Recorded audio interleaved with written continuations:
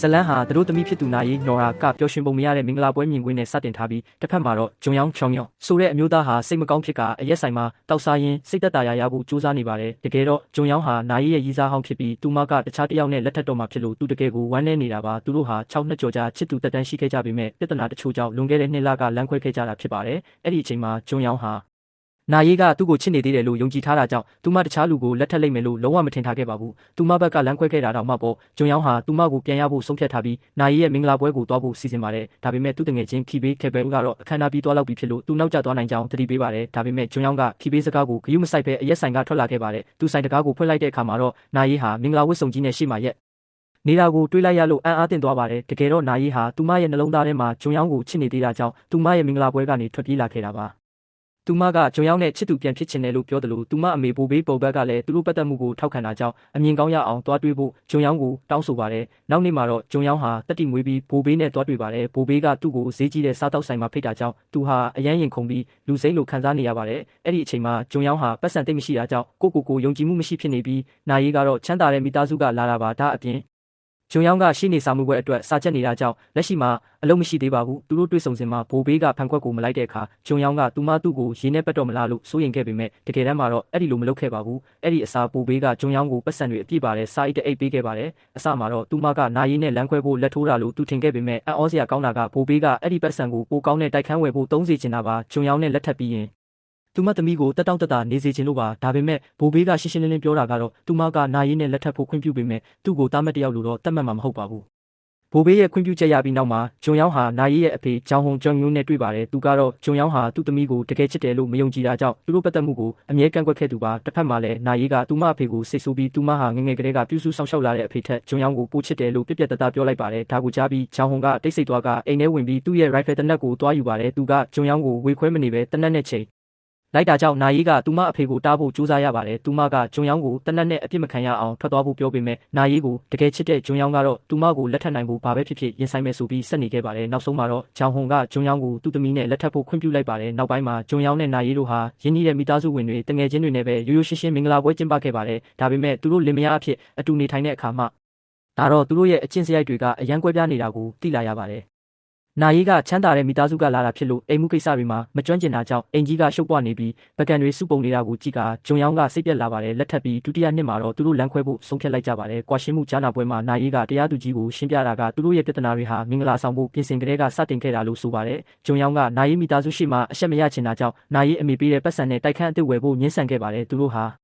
နာရီရဲ့အကြံနဲ့ဆွစ်ဇာလန်ကိုဟန်နီမွန်းသွားတဲ့အခါမှာလည်းအကြီးအကျယ်စကားများခဲ့ကြပါတယ်။နာရီကဂျုံယောင်းနဲ့အတူလဲပတ်တာဒါမှမဟုတ်စကိတ်စီးတာတွေမလုပ်ပဲဟိုတယ်မှာပဲနေဖို့ရွေးချယ်ခဲ့လို့ပါ။အဲ့ဒီအချိန်မှာသူတို့တငယ်ချင်းတွေကလည်းသူတို့ရဲ့ဟန်နီမွန်းအကြောင်းကိုသိကြပြီးသူတို့အိမ်တော်ရဲ့အပေါ်အမြင်မျိုးရှိကြပါတယ်။ရုံးတော်ကြားနာပွဲမှာဂျုံယောင်းကသူတို့ဆက်လက်ထက်တုန်းကနာရီကသူ့ကိုအလုတ်လက်မဲ့လို့ခေါ်ခဲ့ပုံကိုပြောပြပါတယ်။အဲ့ဒီတုန်းကသူကမင်္ဂလာဆောင်မဲ့သူ့စီနီယာအတွက်လက်ဆောင်ဝယ်ဖို့သူမစီကပတ်စံချချင်ခဲ့ပေမဲ့နာရီကညင်းခဲ့တာကြောင့်ဂျုံယောင်းကစိတ်ဆိုးခဲ့ပါတယ်။ဒါကြောင့်သူမကိုစိတ်အနှောက်အယှက်ဖြစ်အောင်သူကိုယ်သူအလုတ်လက်မဲ့လို့ပဲခေါ်နေခဲ့တာပ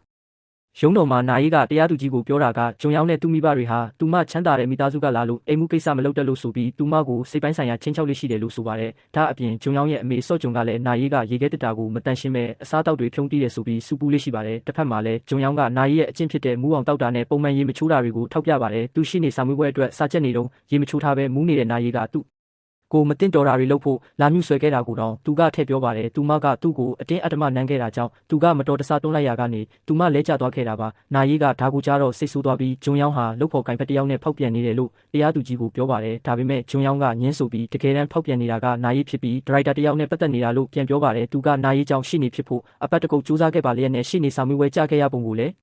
ပြောပြပါတယ်သူစာမေးပွဲအတွက်အချိန်မီနိုးအောင်ဖုန်းမှာအချက်ပေးတန်အဝမ်းပေးထားခဲ့ပါတယ်ဒါပေမဲ့သူနိုးလာတဲ့အခါမှာတော့အိမ်တအိမ်လုံးမီးခိုးတွေပြည့်နေပါတယ်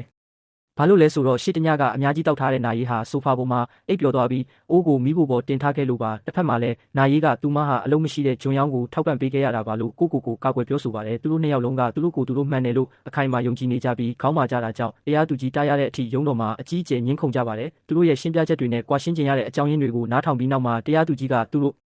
ရဲ့ဆုံးဖြတ်ချက်ကိုတေချာရဲ့လားလို့မေးပါတယ်ဂျုံယောင်းရောနာရီရောကကွာရှင်းဖို့ဆုံးဖြတ်ချက်ခိုင်ပါတယ်လို့ပြောတာကြောင့်တရားသူကြီးကနောက်လာမှာကွာရှင်းမှုကိုအတည်ပြုပေးမှာဖြစ်ပြီးအခုတော့သူတို့နှစ်ယောက်ကိုပြန်စဉ်းစားဖို့ရပောင်း30အချိန်ပေးလိုက်ပါတယ်ရုံးတော်ကထွက်လာတဲ့အခါဂျုံယောင်းကနာရီနဲ့ကွာရှင်းရတော့မှာဖြစ်လို့အရန်စိတ်လှုပ်ရှားနေပုံရပြီးနောက်လာကွာရှင်းရမယ့်ရက်ကိုတတိပေးဖို့သူ့ဖုန်းမှာအချက်ပေးတန်တောင်ပေးထားလိုက်ပါတယ်အိမ်ပြန်လမ်းမှာနာရီကဂျုံယောင်းကိုလက်ထပ်ထားစဉ်တွင်မှဘာလို့အောက်အီးတီခံနေခဲ့တာလဲလို့မေးပါတယ်ရုံးတော်မှာတော့ဂျုံယောင်းကသူစာမေးပွဲကြတဲ့နေ့ကလေးကကွာရှင်းဖို့တွေးခဲ့တာလို့ပြောခဲ့ပါတယ်ဒါဟာကားပေါ်မှာနောက်ထပ်ငင်းခုန်မှုတစ်ခုဖြစ်စေခဲ့ပြီးရုတ်တရက်သူတို့ကားကိုကုန်တင်ကားတစ်စီးကဝင်တိုက်မိကမတော်တဆမှုဖြစ်သွားခဲ့ပါတယ်။အဲ့ဒီမတော်တဆမှုကြောင့်ဂျုံယောင်းနဲ့နာရီနှစ်ယောက်လုံးမှတ်ဉဏ်တွေပျောက်ဆုံးသွားပါတော့တယ်။နောက်ပိုင်းမှာနာပြုဆရာမတယောက်ကသူတို့ဟာလင်မယားတွေဖြစ်ကြောင်းပြောပြတဲ့အခါဂျုံယောင်းခဲနီယောဟာအဆက်ရသွားပါတယ်။ဘာလို့လဲဆိုတော့သူဟာနာရီနော်ဟာလူမျိုးလှပတဲ့အမျိုးသမီးနဲ့လက်ထပ်ထားခဲ့တာကိုမမှတ်မိလို့ပါတစ်ဖက်မှာလည်းနာရီကတော့စိတ်နှောက်ယှက်ဖြစ်ရပြီးသူမမှတ်မိတဲ့သူတယောက်နဲ့လက်ထပ်ခဲ့မိတာကိုနောက်တရနေပါတယ်။မကြခင်မှာပဲဂျုံယောင်းကသူ့ဖုန်းကိုစစ်ဆေးကြည့်တဲ့အခါနောက်လ15ရက်နေ့အတွက်အချက်ပေးတန် reminder တစ်ခုကိုတွေးလိုက်ရပေမဲ့အဲ့ဒါကဘာကိုဆိုလိုမှန်းသူစဉ်းစားလို့မရပါဘူး။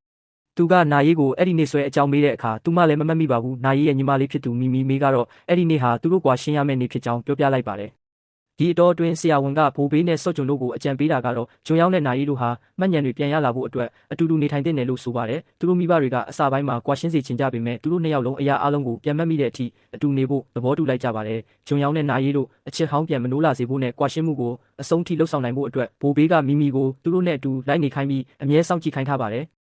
ဘိုးဘေးကဆရာဝန်ရဲ့အကြံပေးချက်အတိုင်းသူတို့မတော်တဆမှုကနေပြန်လည်တက်တာလာတာကိုဂုဏ်ပြုတဲ့ပွဲတစ်ခုကိုလည်းစီစဉ်ပါတယ်။ဘိုးဘေးကသူတို့မိသားစုဝင်တွေနဲ့ရင်းနှီးတဲ့တငယ်ချင်းတွေကိုဖိတ်ကြားပြီးဂျုံယောင်းနဲ့နာရီတို့မှတ်ဉဏ်မပြောက်ခင်ကဘဝတွေကိုပြန်တတိယလာအောင်ကူညီပေးခိုင်းပါတယ်။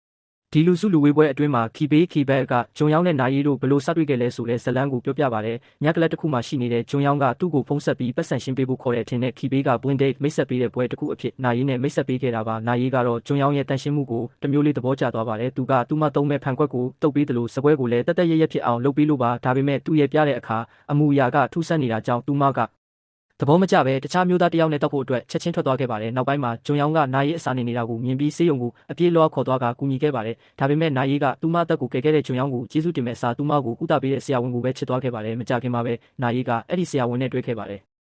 လအနေငယ်ကြာမှာဂျုံယောင်းနဲ့သူ့တငယ်ချင်းတွေဘေ့စ်ဘောပွဲကြည့်နေတော့နာရီကပရိသတ်တွေကြားမှာကနေဒါကိုတိုက်ဆိုင်မြင်လိုက်ရပါတယ်။တကယ်တော့နာရီကသူမရဲ့ရီးစားကတခြားမိန်းကလေးတယောက်နဲ့ဖောက်ပြန်နေတာကိုသိသွားလို့စိတ်ညစ်ပြီးအရက်တောက်ကကခုန်နေတာပါပွဲပြီးမိုးရွာတဲ့ညမှာနာရီကဘတ်စကားစီးနေတော့တစုံတယောက်ကတွန်းလိုက်လို့သူမလဲကျသွားပါတယ်။အဲ့ဒီအချိန်မှာဂျုံယောင်းကပေါ်လာပြီးသူမကိုထိမိုးပေးကနှုတ်ဆက်လိုက်ပါတယ်။နာရီကဂျုံယောင်းကိုမြင်တဲ့အခါလွန်ခဲ့တဲ့အချိန်ကညကလပ်မာတွေ့ခဲ့တဲ့လူမှန်မှတ်မိသွားပါတယ်။မကြခင်မှာပဲရှက်တက်တဲ့ဂျုံယောင်းကနာရီကိုဘေ့စ်ဘောအတူတူကစားဖို့ဖိတ်ခေါ်ဖို့ကြိုးစားပေမဲ့သူမကတော့ဂျုံယောင်းရဲ့ဖုန်းနံပါတ်ကိုပဲတိုက်ရိုက်တောင်းလိုက်ပါတယ်။အခုလက်ရှိမှာတော့နာရီဟာသူမကိုယ်တိုင်ကဂျုံယောင်းရဲ့ဖုန်းနံပါတ်ကိုအရင်တောင်းနေတာဖြစ်ပြီးသူ့ပေါ်ခံစားချက်တွေပြင်းပြခဲ့တယ်ဆိုတာကိုတငယ်ချင်းတွေကပြန်ပြောပြလို့အံ့ဩနေရပါတယ်။နောက်နေ့မှာဂျုံယောင်းနဲ့နာရီတို့ဟာအတိတ်ကိုပြန်တတိယဖို့အတွက် hypnosis လို့ခေါ်တဲ့စိတ်မျိုးကုထုံးကိုခံယူကြပါတယ်။ဒါပေမဲ့ဂျုံယောင်းကတော့မတော်တဆမှုနဲ့သူ့စာမေးပွဲနေ့ကမီးလောင်နေတဲ့အိုးကိုပဲမှတ်မိပါတယ်။တစ်ဖက်မှာတော့နာရီကစာမေးပွဲနေ့မှာဂျုံယောင်းမသွားခင်မနက်စာစားဖို့အတွက်သူမကစံပြုတ်ချက်ပေးခဲ့တာကိုမှတ်မိသွားပါတယ်။ဒါပေမဲ့သူမကအယမ်းမှုနေပြီးအိပ်ပျော်သွားတာကြောင့်အိုးကိုမတော်တဆမီးလောင်စေခဲ့တာပါ။စိတ်ညစ်ကူထုံးပြီးမှဂျုံယောင်းကနာရီကိုတောင်းပန်ပါတယ်။ဘာလို့လဲဆိုတော့သူကအိုးပါလို့လောင်လဲဆိုတာကိုအမှန်တိုင်းမသိခဲ့လို့ပါ။ဘိုးဘေးကတော့နာရီနဲ့ဂျုံယောင်းတို့ဟာအဆင်ပြေပြေနဲ့အေးအေးဆေးဆေးကွာရှင်းနိုင်လိမ့်မယ်လို့ထင်နေပေမဲ့စော့ဂျုံကတော့သူတို့တယောက်ကိုတယောက်ချစ်နေသေးရင်မကွာရှင်းသင့်ဘူးလို့ပြန်ပြောပါတယ်။နောက်ရက်တွေမှာတော့ဂျုံယောင်းနဲ့နာရီတို့ဟာအတူနေရတာပိုပြီးတက်တောင့်တက်တာရှိလာပါတယ်။တခါကသူတို့နှစ်ယောက်ရေချိုးခန်းထဲကိုတစ်ချိန်နဲ့ဝင်မိသွားပေမဲ့အနေမခက်ခဲကြပါဘူး။နာရီကစတော်ဘယ်ရီစားနေတော့မှဂျုံယောင်းကစတော်ဘယ်ရီစားရင်သူတို့ချစ်တင်းနှီးနှောက်ခဲ့ဘူးတာကိုရုတ်တရက်တတိယသွားပါတယ်။ဒါကိုကြားတော့ဆရာဝန်ကသူတို့ရဲ့မှတ်ဉဏ်တွေကိုလှုပ်ဆော်ပေးနိုင်ဖို့ခန္ဓာကိုယ်ချင်းထိတွေ့မှုတွေ physical contact လုပ်ကြည့်ဖို့အကြံပေးပါတယ်။အထူးသဖြင့်သူတို့ကလင်မယားတွေဖြစ်နေလို့ပါနာရီကထိတွေ့ဖို့အတွက်အနေခက်နေသေးတာကိုမြင်တော့ဂျုံယောင်းကမိမိမသိအောင်လှုပ်ဝက်ချင်းတွေ့ဖို့ခေါ်လိုက်ပါတယ်။မကြခင်မှာပဲဂျုံယောင်းကနာရီကိုတခုခုမှတ်မိလာမလားဆိုတဲ့မျှော်လင့်ချက်နဲ့ဘေ့စ်ဘောကွင်းကိုခေါ်သွားပေမဲ့ဘာမှတော့ထူးမလာပါဘူး။သူတို့ဟာလမ်းဘေးစာတွေစားရင်ဈေးကြီးတဲ့စားတောက်ဆိုင်မှာညစာစားရင်နဲ့ချင်းတွေ့မှုကိုဆက်လုပ်ပါတယ်။မိုးရွာတဲ့ညမှာနာရီကလေပြင်းကြောင့်ထိလွတ်သွားတဲ့အခါဂျုံယောင်းကသူမကိုချက်ချင်းလိုက်မိုးပေးပါတယ်။ဒါဟာနာရီကိုလွန်ခဲ့တဲ့နှစ်တွေကသူ့လုပ်ပေးခဲ့တဲ့လှပတဲ့အခိုက်အတန့်ကိုပြန်တရိယာသွားစေပါတယ်။အဲ့ဒီနောက်နာရီကဂျုံယောင်းကိုနမ်းလိုက်ပေမဲ့ချက်ချင်းပဲသူ့ကိုပါရိုက်လိုက်ပြီးတောင်းပန်ပါတယ်။မကြခင်မှာပဲနာရီကဂျုံယောင်းကိုခီဘေးရဲ့အရက်ဆိုင်မှာတောက်ဖို့ခေါ်သွားပါတယ်။သူတို့ရောက်တဲ့အခါတငယ်ချင်းတွေကသူတို့ကွာရှင်းမဲ့ကိစ္စကိုပြန်စဉ်းစားဖို့မျှော်လင့်ချက်နဲ့ love shot လက်ချင်းချိတ်တောက်ချင်းလုပ်ဖို့တိုက်တွန်းကြပါတယ်။ love shot လုပ်ပြီးနောက်မှာတော့နာရီနဲ့ဂျုံယောင်းတို့ဟာသူတို့ရဲ့စိတ်အလိုကိုမထိန်နိုင်တော့ပဲမဖြစ်တဲ့နာရီဖြစ်ကုန်ကြပါတယ်။ဒါကိုမြင်တော့ခီဘေးနဲ့တခြားလူတွေကသူတို့ကိုလွတ်လပ်ခွင့်ပေးတဲ့အနေနဲ့အပြင်ကိုထွက်သွားကြပါတယ်။နောက်နေ့မှာမီမီကသူမအမေကိုနာရီနဲ့ဂျုံယောင်းတို့ရှေ့တညကအိမ်ပြန်မလာကြောင်းနဲ့သူတို့အတူတူအပြင်သွားတယ်လို့တန်တရားရှိကြောင်းပြောပြပါတယ်။ ဒါပေမဲ့မကြခင်မှာပဲဂျွန်ယောင်းကခီပေးတို့နဲ့အတူအိမ်ပြန်လာတယ်လို့နာရီကလည်းသူမတငယ်ချင်းတွေနဲ့အတူပြန်ရောက်လာပါတယ်ဂျွန်ယောင်းကတငယ်ချင်းတွေနဲ့အတူခီပေးဆိုင်မှာတောက်နေတာလို့ရှင်းပြပြီးနာရီကလည်းသူမတငယ်ချင်းအိမ်မှာအိတ်တာလို့ပြောပါတယ်နောက်ရက်တွေမှာဂျွန်ယောင်းနဲ့နာရီတို့ပို့ပြီးရင်းနှီးလာကြကမီမီမရှိတဲ့အချိန်အိတ်ခမ်းထဲမှာအတူနေဖို့ပို့ပြီးအဆင်ပြေလာကြပါတယ်ဒါပေမဲ့မမျှော်လင့်ပဲမီမီကအိမ်ကိုစောစောပြန်လာပြီးသူတို့အတူရှိနေတာကိုတွေ့သွားတာကြောင့်သူမအမေစီကိုဖုန်းဆက်တိုင်ပါတယ်ဂျွန်ယောင်းကမီမီကိုတားဖို့ကြိုးစားပေမဲ့ဘေ့စ်ဘောလုံးကိုတက်နှင်းမိပြီးချော်လဲကတတိလစ်သွားပါတယ်မီမီနဲ့နာရီတို့ကဂျွန်ယောင်းကိုဆေးရုံအမြန်ပို့ကြပါတယ်အဲ့ဒီနောက်မှာဘိုဘေးကနာရီကိုဂျွန်ယောင်းနဲ့လမ်းခွဲဖို့ပြောပါတယ်ဘာလို့လဲဆိုတော့ကွာရှင်းပြီးတာနဲ့သူမကိုနိုင်ငံခြားပို့ဖို့စီစဉ်ထားလို့ပါအိမ်ပြန်လမ်းမှာနာရီကသူတို့အခြေအနေပြန်ကောင်းလာဖို့အခွင့်အရေးပေးပါလို့သူမအမေကိုဖြောင်းဖြပေမဲ့ဘိုဘေးကတော့သူမသမီးအဲ့ဒီမှာဆက်ပြီးဆင်းရဲဒုက္ခရောက်မှာကိုမလိုလားတာကြောင့်ပြက်ပြက်တသားညှင်းဆိုပါတယ်ဘိုဘေးကနာရီဟာဂျွန်ယောင်းနဲ့ပတ်သက်မှုကိုမိဘတွေလက်ခံလာအောင်ဘလောက်တောင်ရုန်းကန်ခဲ့ရလဲဆိုတာနဲ့လက်ထက်ဆက်မှာဂျွန်ယောင်းကိုထောက်ပံ့ဖို့ဘလောက်စူးစမ်းခဲ့ရလဲဆိုတာတွေကိုပြောပြပါတယ်အဲ့ဒီညနေမှာဂျွန်ယောင်းကသူ့တိုက်ခန်းကိုပြန်လာတဲ့အခါသူ့ကိုစောင့်နေတဲ့နာရီနဲ့တွေ့ပါတယ်ဂျွန်ယောင်းရဲ့မှတ်ဉာဏ်တွေအကုန်ပြန်ရလာပြီဆိုတာနာရီသိလိုက်ရပါတယ်ဘာလို့လဲဆိုတော့သူကသူမကိုဒေါသတကြီးကြည့်နေလို့ပါသူတတိလျာကနေနိုးလာပြီးပြန်လဲတက်တာလာတဲ့အပေါ်သူမကဝမ်းသာကြောင်းနဲ့ကျေးဇူးတင်ကြောင်းပြောခဲ့ပေမဲ့ချိန်ထားတဲ့ရက်မှာတော့သူ့ကိုထားခဲ့ပါတယ်ဂျွန်ယောင်းနဲ့နာရီတို့ဟာရုံးတော်ကိုပြန်သွားကြပြီးသူတို့ရဲ့ကွာရှင်းမှုကိုတရားသူကြီးကတရားဝင်အတည်ပြုပေးလိုက်ပါတယ်ကွာရှင်းပြီးနောက်မှာနာရီကဂျွန်ယောင်းပျော်ရွှင်ပါစေလို့ဆုတောင်းပေးပြီးထွက်သွားပါတယ်နောက်နေ့မှာဘိုဘေးကနာရီဟာဂျွန်ယောင်းကိုချစ်နေသေးတယ်ဆိုတာကိုသိသွားပါတယ်ဘာလို့လဲဆိုတော့နာရီကမှတ်ဉာဏ်တွေမရှိတော့ပေမဲ့သူမရဲ့ပစ္စည်းတွေကိုထုတ်ပိုးနေရင်ဝမ်းနဲ့နေပုံရလို့ပါမကြခင်မှာပဲဘိုဘေးကဂျွန်ယောင်းနဲ့တွေ့ဆုံပြီးနာရီရဲ့နယူးယောက်သွားမဲ့လေယာဉ်အချိန်စရာကိုပြောပြလိုက်ပါတယ်အစမှာတော့ဂျွန်ယောင်းကရုံးတော်ကကွာရှင်းစာချုပ်ကိုအတီးပြုတ်ပြီးဖြစ်လို့ဘာမှမတက်နိုင်တော့ဘူးလို့ခံစားနေရပါတယ်ဒါပေမဲ့သူ့တငယ်ချင်းတယောက်ကသူတို့ကိုပြောပြတာကကွာရှင်းမှုကိုမြို့နယ်ရုံးမှာရက်ပေါင်း60အတွင်းတရားဝင်သွားပြီးမှတ်ပုံတင်ရအောင်မှာဖြစ်ကြောင်းအချိန်မီမလုပ်ရင်ကွာရှင်းမှုဟာပြက်ပြက်သွားမှာဖြစ်ကြောင်းပြောပြပါတယ်တစ်ဖက်မှာလည်းခီဘေးကဂျွန်ယောင်းကိုနာရီနဲ့အတူရှ